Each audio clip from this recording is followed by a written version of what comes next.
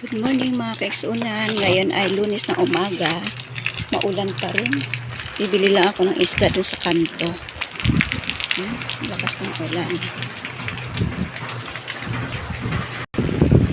Wala dito mga palengke, mga kaeksunan. Sa mga kanto-kanto lang nila tinitinda yung kanilang mga nahuhuling isda.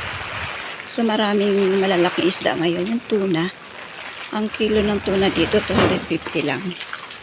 So, tingnan natin. Yan, laki ng isda.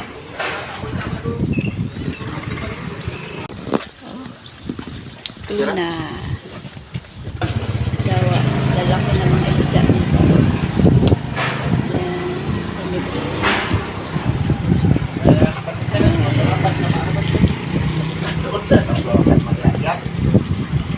Ito na mga kaigsuunan, yung binili kong isda kanina.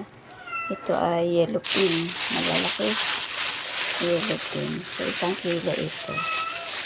280 ang 1 kilo ng tuna dito. Ito naman isa. Binili ko. Pareho lang din ang price niya. Ito naman ang isdang salmon. Ayan. Salmon na ito. Ayan. Salmon siya. So, isang ulat saka isang ganitong binili ko.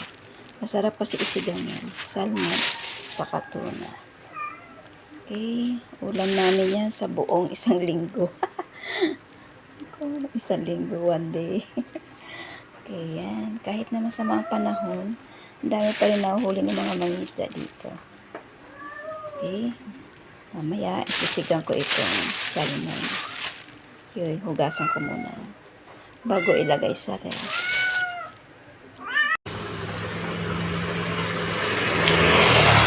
Okay, bayad muna ako mga kaigsuna ng kuryente namin. Baka kami maputulan. Ayan o. Kahit maulan. So, good sa batanel ko. Baka maputulan kami.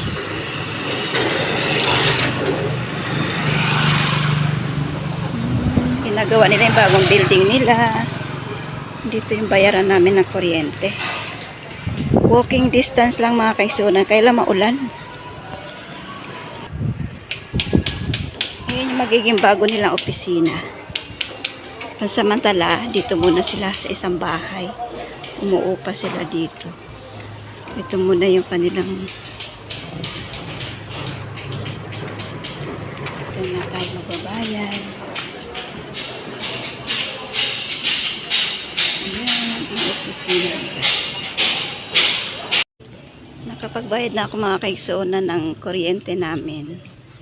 So, daan muna ako dito sa tabing dagat. Makulimlim pa rin. Halos araw-araw na po dito ay umuulan.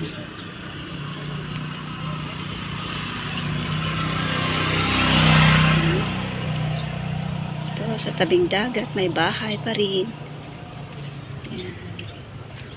So, medyo inuubo-ubo ako. Sabi nila maganda raw ang maganda raw na makalanghap ng lumanghap ng amoy to ang dagat. So try ko. Ay may na mga may namimingwit. Si maraming mga isda diyan na katulad ng talakitok. Marami sa ganyan. Lalo pag ganyang maalon. Yan ang gustong-gusto ng mga isda. So yung mga namimingwit, marami din sila nahuhuli dito. Hindi nila kailangan pumunta sa laot kasi maalon. Dito parte dito, maalon. Pero dun sa kabilang lugar, meron namang hindi maalon.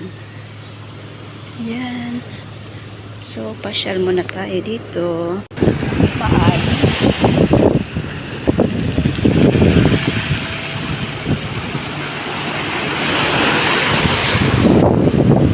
May dumating pala ngayon.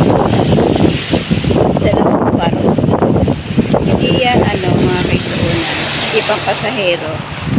Yan ay galing sa Manila. Yung mga dala niyan, mga gulay, mga pusin,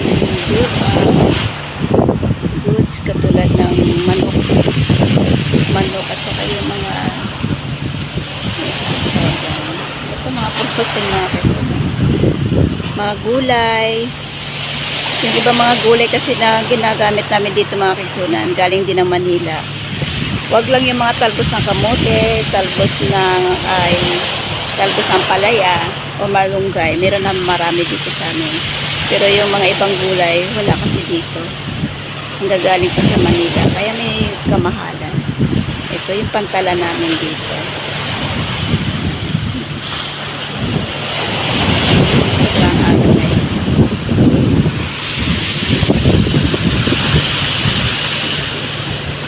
Ay, sunod-sunod yung alon. Ayun yung mga namimingwit sa Manila. Namimingwit sila doon. Ayan. So, stop by lang ako saglit kasi uwi na rin ako na ano. Dumilim na naman ang kalangitan. Uulan na naman to. Baka mabasa ako. So, uwi na ako at maghahanap na naman ako mga kaigsoona ng panghalo ko dun sa lulutuin kong sinigang na ano, tuna. Ulo ng tuna. Isisigang ko.